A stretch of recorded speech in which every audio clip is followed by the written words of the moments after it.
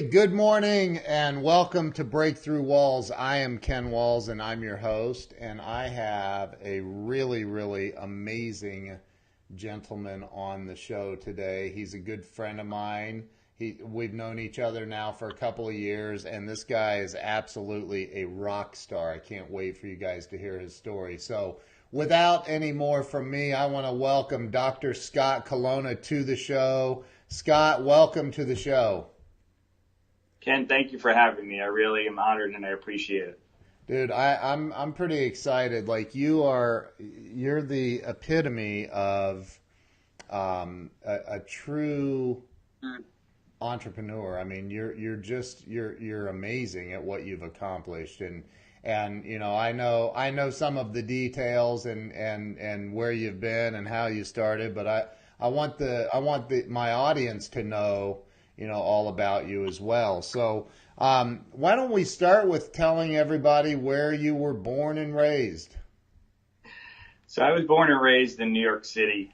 I lived in 3 of the 5 boroughs growing up, Brooklyn, Staten Island, and the east side of Manhattan. So I was very fortunate to be raised there and learn a great deal from, you know, the atmosphere, the energy, the ideas of being great in that setting, you know. So I looked at it as a great blessing being raised there by my parents.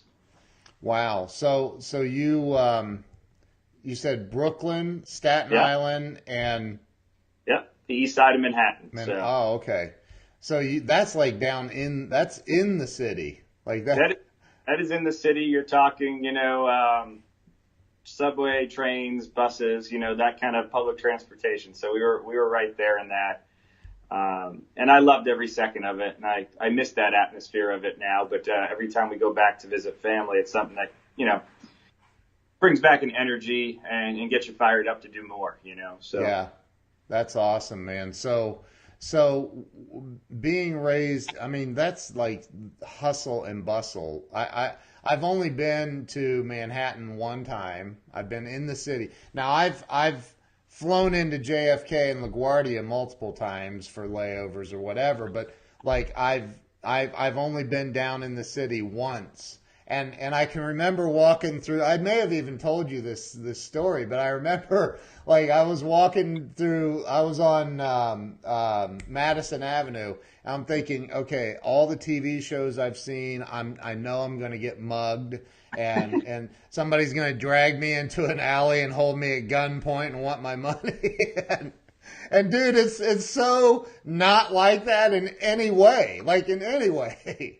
it really, I know you see the things on TVs and movies, and it has these, you know, not a safe place and stuff. But I can tell you, over the last 20 to 25 years, the city has really improved on that. And, you know, every city has their issues, right? There's no perfect place, unfortunately, but it has been a really safe place and much safer in the last 20 to 25 years. So they've done a great job with that. Yeah.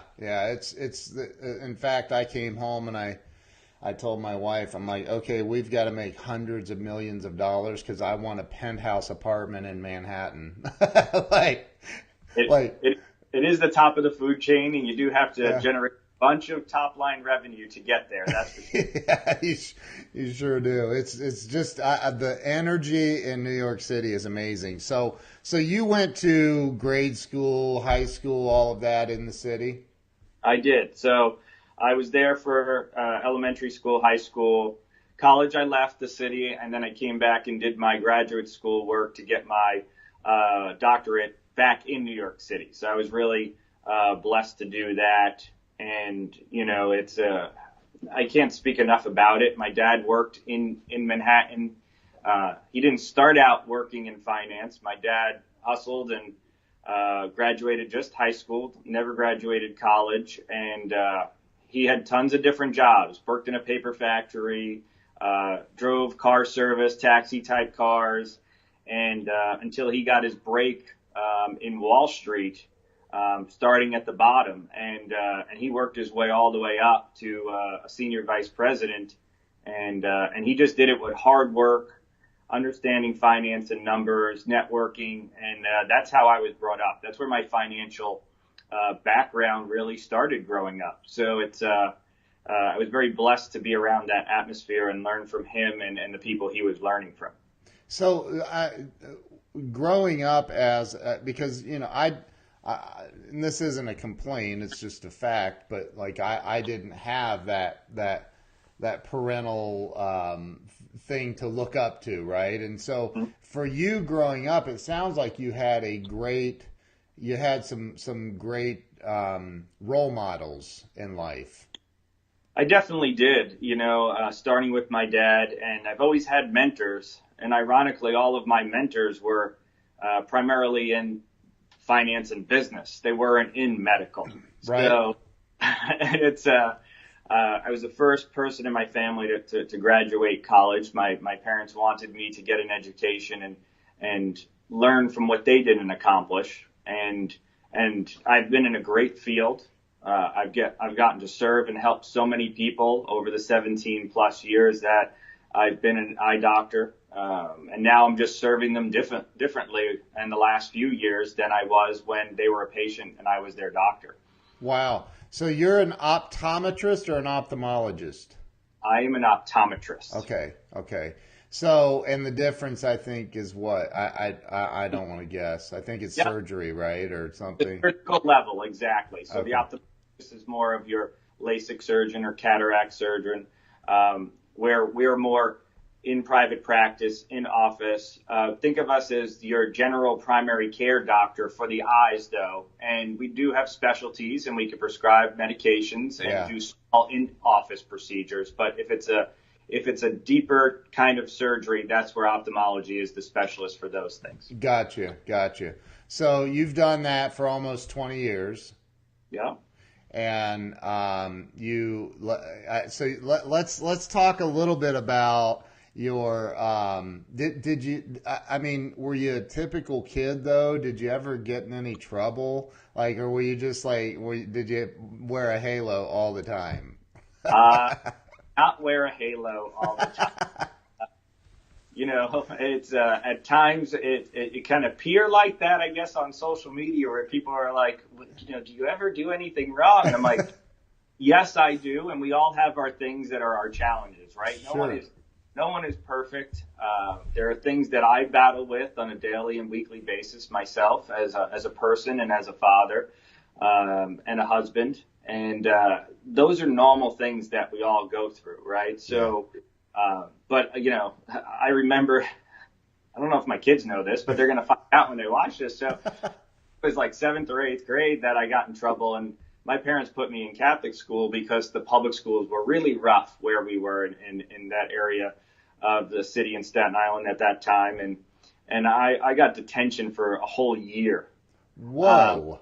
Yeah. So, and it was me and a couple of my other friends or whatever. And so there's things you always do when you're growing up, and you are going to push limits and stuff, right? But you always got to just surround yourself with the right people, right? That's what it's all about. So that's true. Yeah, but I was a normal kid, played sports. I played, baseball, football for a few years, and basketball. And sports background kept me out of a lot of trouble in high school and in college too, Yeah, sure. So you played sports in college as well? I did. I played basketball in college for a short amount of time before I was injured and actually ended my career. So. Oh, wow. So let me ask you this though. I mean, was there anything that, because I truly believe that as children, we're kind of influenced a lot. Like, a lot of times it'll dictate who we become on for life. Like, so was there anything that sticks out to you that kind of, it doesn't sound like there were any other doctors in your family. What in the world? I asked my buddy this yesterday, like, why optometry? What made you go, I want to work on people's eyeballs? Right. At first I wanted to be an orthopedic surgeon, which probably comes from my sports background. Watching lots of young athletes, especially in today's world, because they're playing so many organized sports, which we didn't when we were younger. So the amount of injuries that they're going through and concussions and reconstructive knee surgeries in certain sports are at such a younger age, I think I saw that as a way to help people, going forward. I did always in the back of my mind think about going into finance because that's where most of the people I knew, family-wise and friend-wise, were going into, Yeah. But for me, I'd say where I changed my path was I wanted to go into a place where I could serve families. I enjoyed meeting families. I enjoyed taking care of children and getting the results of them doing better in school with their school performance. And when I was just visiting different practices, I stumbled upon an optometrist in Brooklyn, New York. And just by visiting there and having that personal connection with the families is what kind of got me going in that direction. So was it a particular person, like the doctor maybe in that practice, that you were like, wow? Yeah, it was someone where he was recommended to me by a friend, and they said, go take a look at and meet him. And it was just one of those things where the whole office kind of took care of the patients. And my specialty once I got out was I saw patients of all ages, but mostly infant and pediatrics. Eye care is what I did for these past, almost 18 years. So I enjoyed that passion of helping children and in any area. So that's kind of where it all stemmed from for me. Wow. So the root is the love of helping children. Yeah, that's where it's really started for me. So, and it's led to my, coaching sports. I coached sports even before Terry and I had our two kids. I always enjoyed being involved, and I believe in, and structure and teamwork, and it's helped me build the company here with my partner, Dr. John Armando. We both have, those types of backgrounds, and where the sports kind of kept us out of trouble for the most part. And we learned from our coaches about teamwork and leadership. And now we put it in our own businesses, and we're helping other businesses develop that inside theirs. Wow. So you started, now when you came out of optometry school, mm-hmm. and got your degree there, you said you went back to, or is that where you got that in New York? You got your optometry? Yep, I got my degree at the State University of New York, which was a state school, so it was a lot more affordable than going to a private school for growing up. And that's a big, obviously, issue for a lot of students and doctors graduating today, of how much debt they're graduating in, $300,000-$400,000 plus. So it's very challenging as far as that. Yeah, it is definitely not cheap to go to any kind of medical school. It's true. Definitely. So you came out. Now, did you immediately go start your own practice, or you worked in a practice for a while, or how did that all happen? So my partner John and I, we knew we wanted to own our own practice together and be partners, and we visited practices up and down the East Coast, some out in the West Coast, and we were looking for the best opportunity to purchase a practice from a retiring doctor where we could both work together and own it and build it, because we figured we weren't making money in graduate school. So the best time to do that would be right after graduate school and continue that sacrifice. Because if we went and worked for somebody else and you start making a greater salary, the chances of going back and taking those few steps back financially are much more challenging, right? When you start going up, making and working for somebody else, and then have to take a step back to buy your own. So we bought a practice together from a retiring doctor in Providence, Rhode Island. And we knew that we needed to, it wasn't big enough for the both of us. We were both working 2.5 days a week to start, right? Because it just wasn't big enough. Right.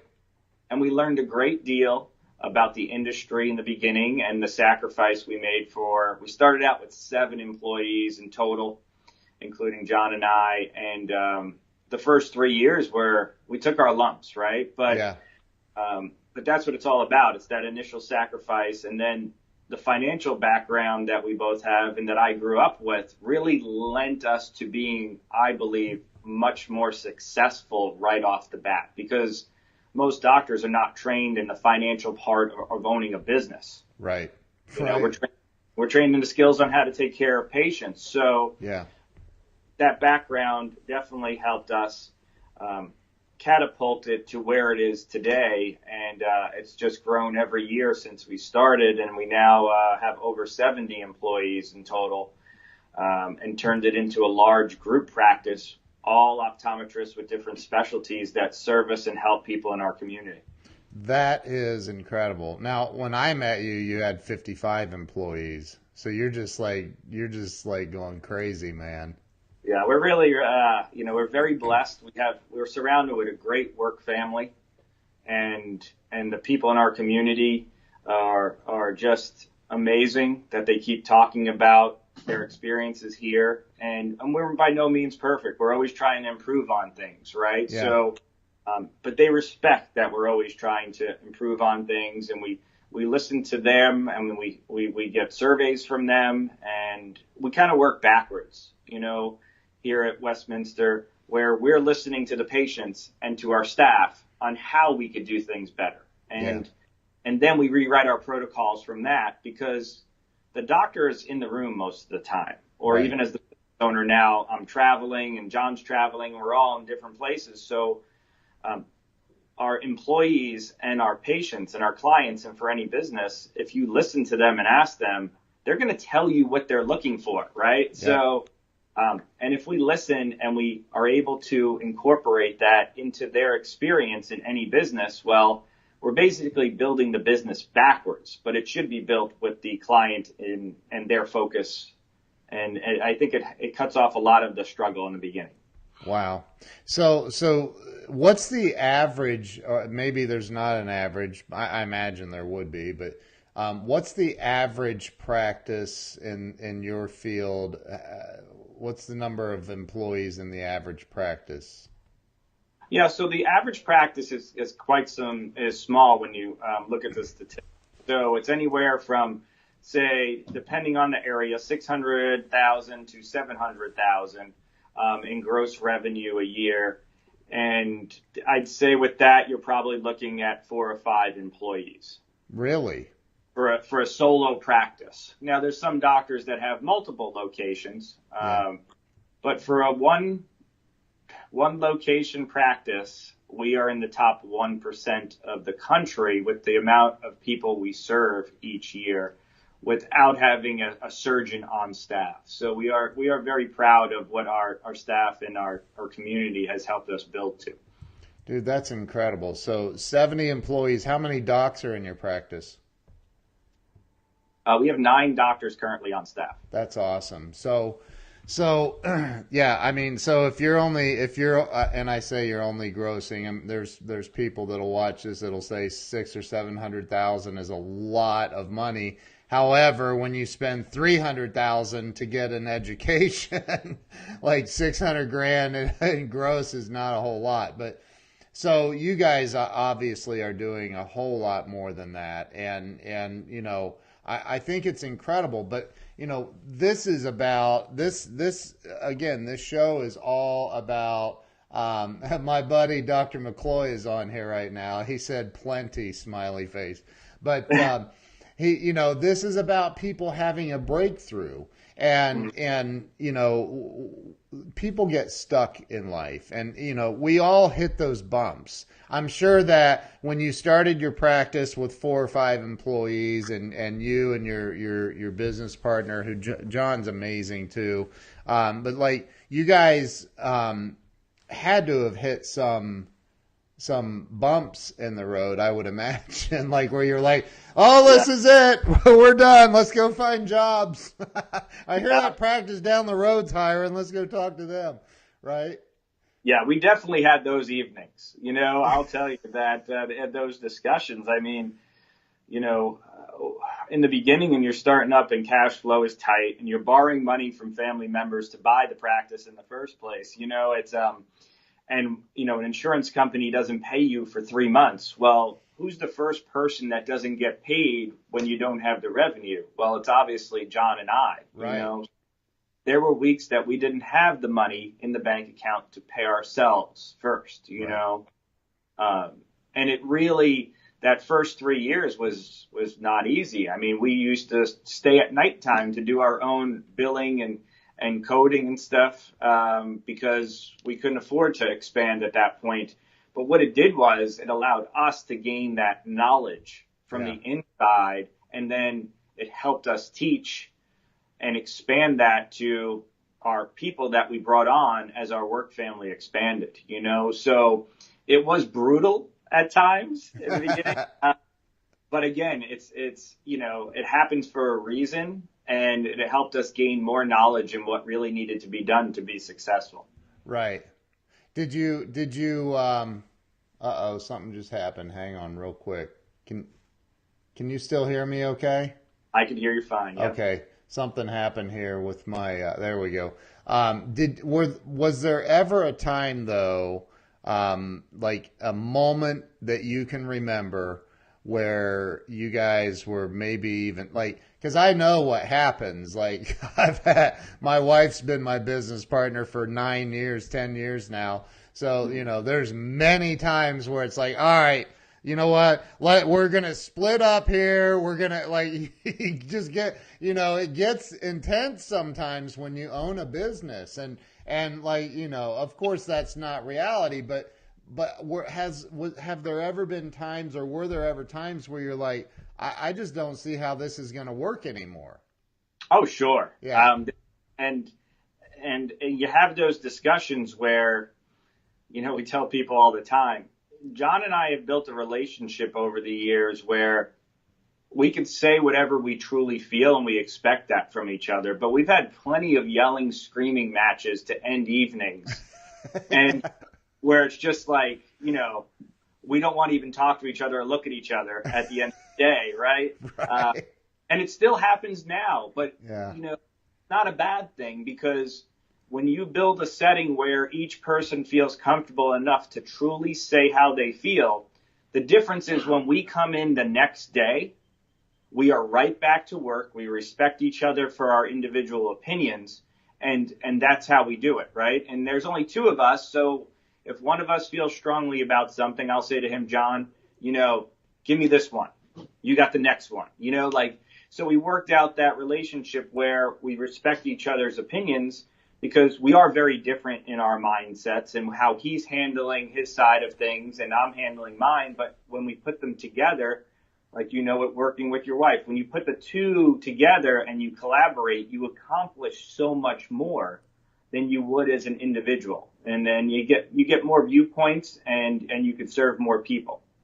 I absolutely love it. You know, I think that too many people, you know, I mean, there's a lot of, I'll call them, I'll just say new entrepreneurs out there on social media that, you know, I mean, look, it's not easy owning a business. It's not easy. And especially for me, in the first 5 years, it was like, how in the world am I supposed to, I like, you just don't know what you don't know. Right. It's terrifying. And so along the way, you've run into plenty of people that you've met. Doug McCloy says 1 + 1 = 3 or more. Like, right. So, but like the people that you've run into in life that are stuck, whether they're doctors, which I know plenty of doctors that don't know anything about running a business or marketing, and that I've worked with, and you know, so, but those people that you run into that they're stuck. They can't get unstuck. They can't get out of their own way. What are some of the biggest things, one or two top things in your mind that are keeping people stuck and not able to move through and bust through those barriers holding them back, the walls? Sure. You know, over the last couple of years, I would say, as we've had all these conversations with business owners, whether they're medical doctors or or just small business owners, because we've been able to gather all this information like you're speaking about what is the thing that holds them back, right? And I'm going to say for the doctors, the thing that holds them back is the comfort. The comfort of, I have this right now, and this is doing okay, right? Yeah. Could it be doing better? Yes, it could be doing much better. Can your lifestyle be much better? Yes, it can. But that idea of leaving okay or comfort to accomplish something even more is not how our society, especially doctors or small business owners, are training, our thought process over the years. It's like, okay, they're like, well, doing well. Well, you're doing the job of 5 different people. Right.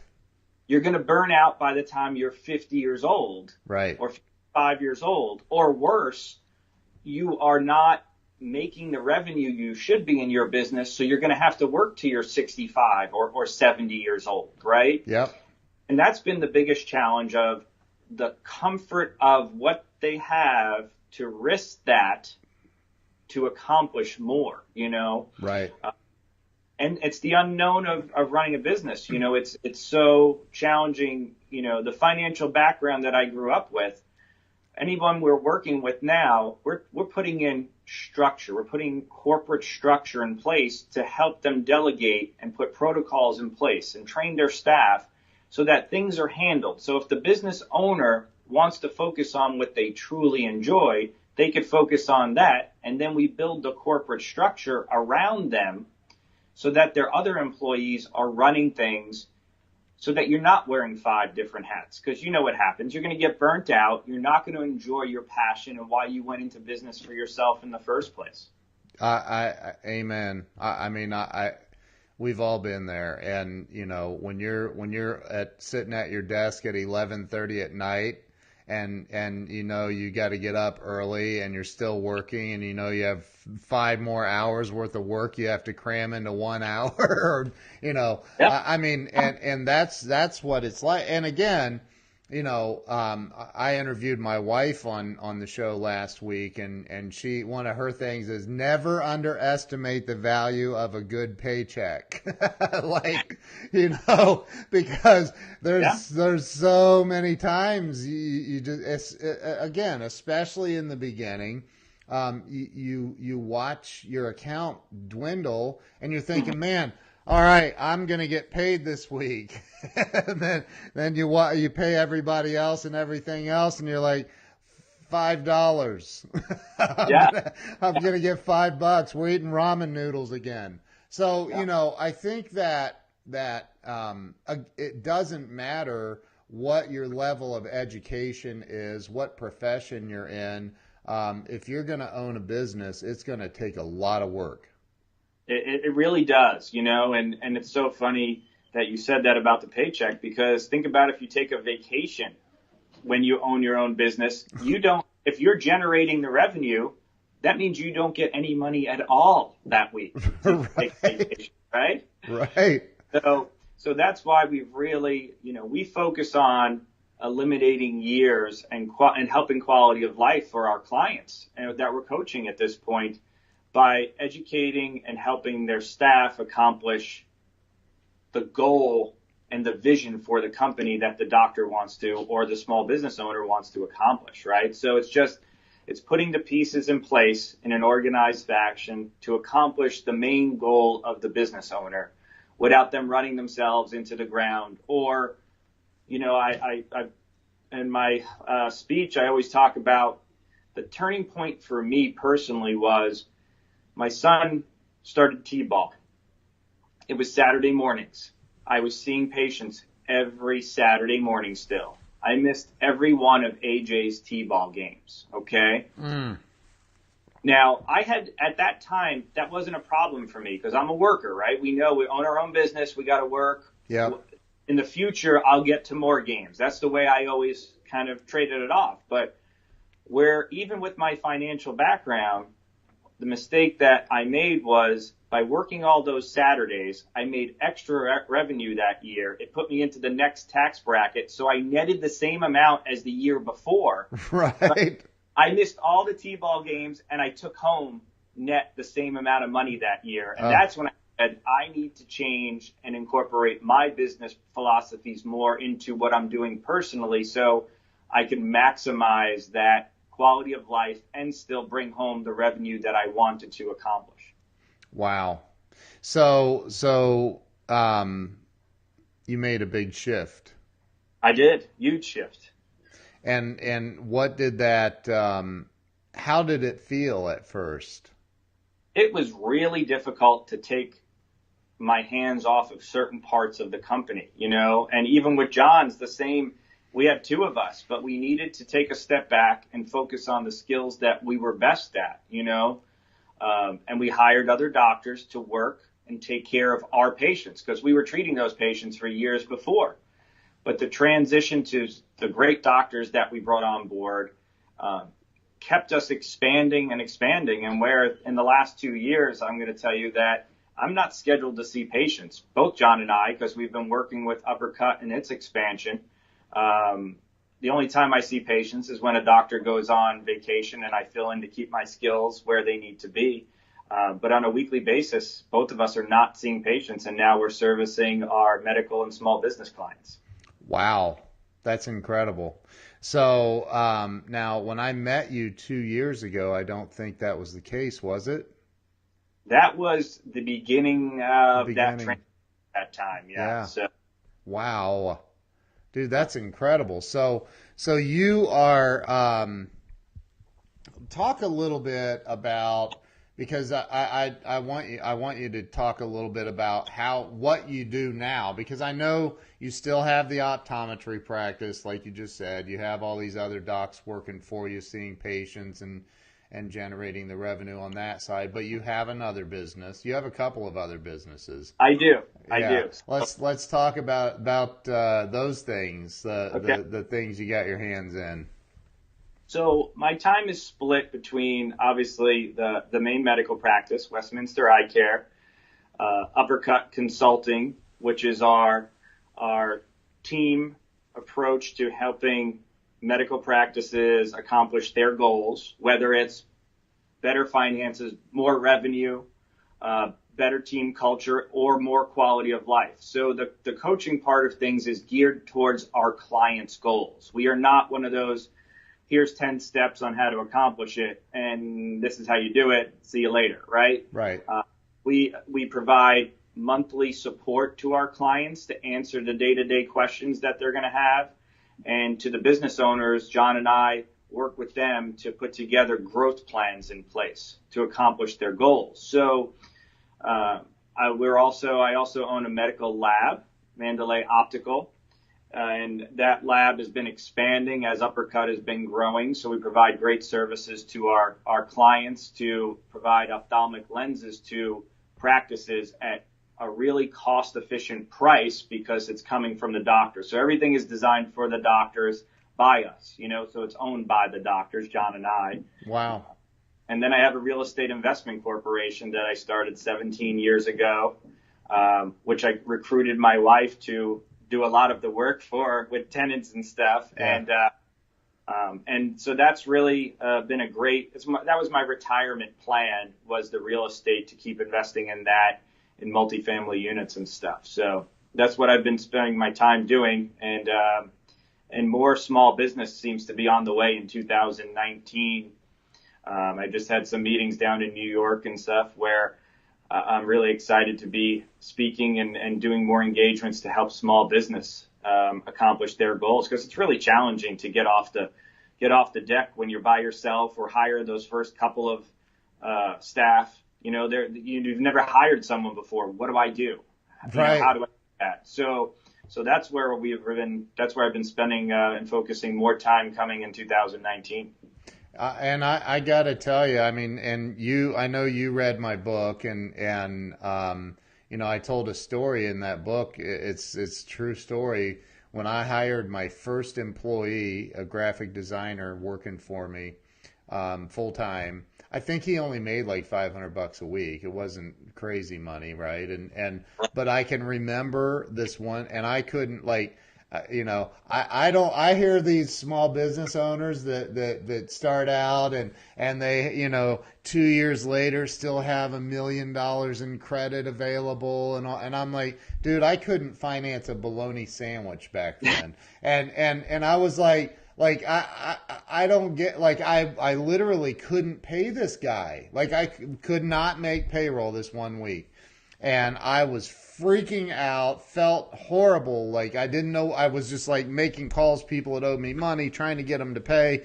And I wasn't getting anywhere. And so I called a friend of mine. His dad owns $100 million a year company. And I called his dad and I said, I won't mention their names, but I said, I don't want any money. I don't want a loan. I'm calling for advice. And he said, sure. He's on the way in his $150,000 Mercedes driving to the golf course, the country club. I'm like, how do you get from, I mean, was it ever rough for you? How do you get from where I am right now, not able to pay this guy, and I'm standing outside in the parking lot because I didn't want the guy to hear that I couldn't make payroll, and because I always believe that something's going to come through, and it normally does. But he said, man, there's no secret. You just got to stay in the ring, keep running, keep fighting, and don't let the tiger catch you. That's it. Yeah, and it is. It's a constant battle, right? And I remember when I first got started, we bought the practice. I didn't have the money to buy a car, so people were like, "Well, you're a doctor. Just because you got a doctorate doesn't automatically make you have $100,000 in your bank account when you're done with school, right?" Right. It's the opposite. You're way in debt. Exactly. You actually have a mortgage on a house that you don't have, right? When you get out, so right. Had to pay for your apartment, and I didn't have enough to pay for a car, and I had to go to my parents and say, can I borrow mom's car for 6 months? I had to borrow my mother's Nissan Maxima to get around in Providence, Rhode Island for the first 6 months just to get myself established, Yeah. And then, amazing stuff. But yes, the sacrifice in the beginning is there, but that's what makes you appreciate the success once you start to attain it and help others, Yep. That's right, man. That's right. And I know, and people see things and they make assumptions. So I'm sure, you get the same messages being hit up for money all the time. And would you donate for this and donate for that? And I do as much as I can, but it's still, even when you attain certain levels, like, they're not unlimited, and it's like you have to have budgets in place, and that's what you teach people is what everything that we're talking about. So I know when we first started talking a couple years ago, you were doing Uppercut, which I don't even think you had. Did you have the name yet? I don't even think we had the name the first time we talked. Yeah, because I think you were reaching out and we were bouncing ideas off of each other for it or something. I don't remember, but the details. But so you now, like, you're training other docs across the United States on how to better run their practice, grow it exponentially, and then you were saying that now some just regular old non-medical business owners are reaching out to you. Yeah, it's been amazing. I mean, obviously social media reaches so many people, and a couple of years ago, for years I used to help people behind the scenes, and John and I would help them and stuff with their business, and it was just like a small thing, but with the taking on social media, which I was never on until probably about the same time I met you, actually. And at that time, I hired a business coach that specializes in social media. And she told me, her exact words were, I am not going to work with you unless you open a Facebook account. Exactly. So I was like sitting there and I'm like, okay, this is why I hired this business coach. I need to get better at the things I'm not doing to help others. and she put her foot down in an ultimatum, and I was like, ooh, I kind of respected that, right? So, but that's allowed me to reach so many more people, and the emails and the messages that we're getting about helping small business owners, because they're really hungry, and they have the passion to be successful. They're just not sure, how do we help them through that transition, especially when they're going from one employee to, say, 7 or 10. Right. And you know the statistics, 2/3 of small businesses are closed within 3 years of opening. Right. And that's unfortunate, because small business, in my opinion, is really what helps our economy grow. And everybody knows Amazon and Apple and all these bigger companies. But if you look at certain areas of the country, small business is what really provides jobs in the communities. And for the kids that are going to school, where do they get their jobs in the summertime? They're going to the small businesses. If the small businesses aren't doing well, it affects the kids and the opportunities they have to not only learn a skill while they're in high school or college, but also the networking. How do they get to meet other people if they're not in that work atmosphere? Right. There's so many people out there with college degrees that are brilliant, and they just can't get their foot in the door. So they're becoming entrepreneurs, which is great, but they still need some help and guidance in that. And, our experience is we could help them shave off a lot of those sleepless nights, not all of them, because when you're a business owner, as you know, you're going to have sleepless nights. It's going to happen. Yeah. But if we could shave off a few of those nights and a couple of years of that learning curve and help them through that, that's what we find most rewarding and what I enjoy doing. That's awesome, man. So now, are you doing that under the umbrella of Uppercut? Right now I am, but something new, which is I cannot launch yet officially and announce, will be coming probably in 2019 for a more formal small business coaching and help. So that's awesome, man. That's totally awesome. So you like along the way, I'm a very transparent person, as you already know. I mean, we know each other pretty well.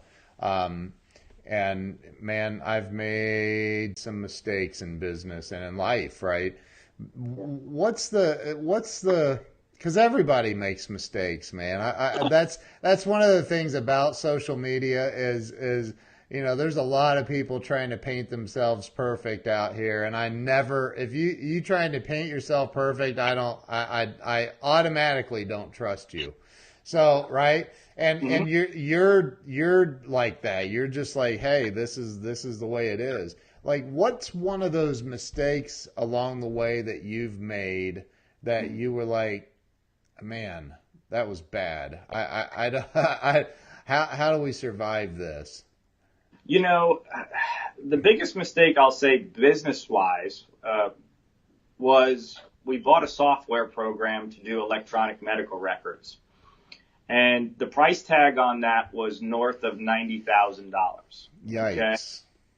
So the reason I made the mistake was John and I, at the end of the year, we had profit in the company. We wanted to take advantage of the tax write-off and reinvest back in the company, because we're very big believers in reinvesting back in ourselves to grow ourselves and our business. Every year we're reinvesting. The thing we did not do is we did not take the time to research at that time, because we were young, the implications of not only taking on this software, but what it would do to our staff and our patient experience. So what happened was we launched it. It decreased our efficiency and revenue by 50% the first 2 weeks. So, yikes. So we spent $90,000 to try to capitalize on a tax write-off, and then we had patients waiting, getting upset with us, and we were seeing half the revenue come in. So we're sitting there and we're like, wait a second, we're going to make ourselves go out of business, because we were trying to keep up with what other practices were doing. We wanted to be the first one into the space. I think we were the 41st company to be on this platform. And and we thought we were cool, right? You're young, you're not afraid, right? Things are going well, you're making decisions, and then 2 weeks after, you got half the money in the bank account, and you're like, wait a second, this is not what we going to be, right? Yeah. So, learning from that in retrospect, what we do now is we still investigate and do a cost analysis on anything we are going to acquire. And from the point of view is not only what does this cost us, but is it going to help the client or patient experience, and what is our return on that investment going to be? Because if we could all do that with anything we are doing, what's the benefits of us buying this piece of equipment or investing in this part of the company, and we build in almost a profit idea first. Right. So it's almost like, okay, I'm going to invest $100,000 in this. We need to deliver X amount of clients per month to cover that, plus build in extra for the business owner, because you need to build in the profit. A lot of small businesses don't build in the profit. Right. And that's where we make the mistake, because if our numbers are off or we have a bad month, building in that profit allows you to still pay yourself as the business owner, Yep. But if you're just looking at it, you don't want to do things from a cost analysis for free because, well, you're putting in extra effort, extra time, extra staff power, so you're actually losing money. So we've learned from that to do in-depth cost analysis in anything we're trying to invest in, whether it's a piece of medical equipment, whether it's a real estate investment building. You have to do your due diligence before and talk to the people around you that that have experience in this, because there's so many great people out there that we could all learn from, especially social media. I mean, all you got to do is put a post out there and people are going to give you, and which ones to believe that have put in the hard work. Yeah. And the ones that are like, for me, I'm not one of those people where, I see something and you could work less or that. You still have to work. Maybe the definition of how people work is different. Maybe you're not sitting at a desk, but you're working on a train, you're working on the plane, you're working when you're traveling. Yep. That's all work, Yep. But so I think that's the most important thing and mistake that we made, where I would say for small business owners to really look at how you reinvest in yourself and your company to keep it growing. Because sometimes being first to do something can backfire. Yeah. Unless you're in a really comfortable position to take that risk, Right. Yeah.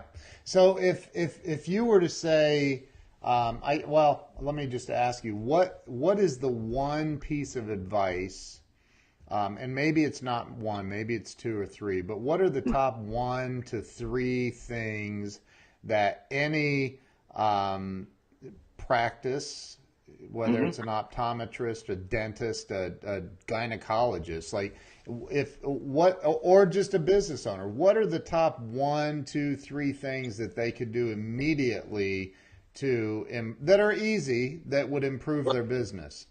Yeah. So the first thing I would say, first one will be a little more general, but work on your customer service. Because in any industry, whether you're a medical professional or small business owner, the most important thing is about the customer experience. And that's what's going to help your business grow. And a lot of people will say to me, I'm a doctor. It's not about customer experience. I got news for you. It is all about customer experience. Yeah. And it's about not only the doctor's customer experience, the service, experience, it's the front desk, it's the call center. So we're very big on setting up a call center where people, real breathing people in our call center, answer the phone and give that personal touch. And they are dedicated to answering within 3 rings so that people are getting that experience. Because the first experience with any business is either the phone call to inquire about services, yep, or Facebook website kind of thing, depending on the location and stuff. So you need to have the personal experience and the customer experience really top notch and ready for any industry. because you never know when people, and if you don't get them in the first 3 rings, you know what they're going to do? They're just going to call someone else, right? Yeah. So that doesn't matter. I could be the best optometrist in the world, but if they don't get past the phone call and book an appointment, they don't know how great I am, right? So, amen. So that's the one thing I would say for the medical practices. And for the small businesses, I would say you have to keep evolving. You have to keep growing. So costs are constantly going up in our country for running a business, especially a brick and mortar business, right? Yeah. Your taxes are going up. Everything is constantly going up, just the cost of doing business. So you need to grow every year just to stay the same, right? So you can't be afraid of change, and everybody is going to make mistakes when you make change. We make mistakes all the time. The only difference is we put in something, we implement it, we follow it, and then we make a decision. Is this something we could tweak to make better and improve on, or is this something that's not going to work, scratch it, and come up with something new? You can't be afraid to change things, because that's the way to true growth, whether it's personally or business-wise. There's so many things out there that can help your business grow, and learning those things and analyzing them, I think, are the 2 most important things I would say for medical business owners and for small business. And that's one thing I know about you, and a lot of people I do business with. But one thing about you is I know you're not afraid to invest, because you are definitely an investor in your business, and take risks. We've been accused of being a little too aggressive, I guess, but it's fun. It makes it exciting. If every day is not exciting, and I don't mean reckless exciting. Right. I mean exciting to do something new and to help someone else accomplish their goals, really. I mean, what beats that, really? You know? I totally agree. So if and I ask this of every guest, this one question, this I ask every single person on the show. If somebody came to you and said, "Man, I can't pay my electric bill. It's getting shut off tomorrow. My car was repossessed last week. I'm a mess. I don't know what to do. My business is failing. My dog died and my wife is leaving me." What would you say to that person? What would you say to help them? Because you know and I know that that's all, I mean, it's real, but the block is mental. And so what would you say to that person to help them get over that mental block, that hump, to help them start to do better in life? Right. I always start it with, and as hard as it is for some of these people, and I've met with them and I've sat down with them over a cup of coffee and taken them out and said, let's talk about some things that are working in your life. What are you blessed for? What is going right now? Let's focus on that, because it's so easy to just get locked into all this bad stuff that's happening. And you need to focus on some of the good things just to make yourself have some energy and be blessed that that you're breathing and you still have this energy and spirit. Because if they're looking for an outlet and looking to change, well, that tells me on the inside they have what it takes to turn it around. Right. And it's about just taking something and getting through that fear factor and saying, what's one small step we could take tomorrow? Because it all starts with one small step. And then the next day it's another small step. And you're going to have days where the steps are going to go backwards. Yeah. Right. Right. They really are. You're going to be like, I'm on a treadmill right now and I'm not moving. Right. So, but if you keep focusing, and this is the hardest thing I believe in our society right now, is to focus on one thing at a time. The internet, social media, all of these things, they are great tools to make us all successful and connect with people. But sometimes they could be distracting from the small steps we need to be taking in a positive fashion. So I would tell them, let's focus on where they see themselves, what their skills are. what skills do they have that they could share with others, and then put together a plan of one small step at a time to get them in that direction so they could serve and help others. Because if you serve and help others, I believe that's where the revenue and the enjoyment will be there, and it all follows. Wow. That's incredible. So as we're coming to an end here, but just a couple of things. Number one, how can everybody follow you? Yes. So the best way right now is to just reach out on Facebook. It seems to be for us. So whether you go to I'm still running a personal page and a public page. So just Scott Colonna. The public page is Dr. Scott Colonna, and message me and I will get back to you. Or if it's not me and I can't get back to you right at that time, we will have you, I'll have one of my team members get back to you so we could set up an appointment so I could chat with you, because I'm always looking to have great conversations with people. And our website is uppercutadvantage.com if anybody's looking for the medical service part of things. And if you're looking for the small business, just contact me directly. So. That's awesome, man. So one last piece of advice that you would give anybody struggling right now, what is it?